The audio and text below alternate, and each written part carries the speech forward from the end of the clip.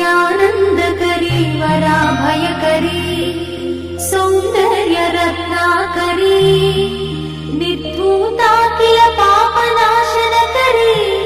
प्रत्यक्ष माहेश्वरी प्राणेयाचलवंशपावनकरी काशीपुराधीश्वरी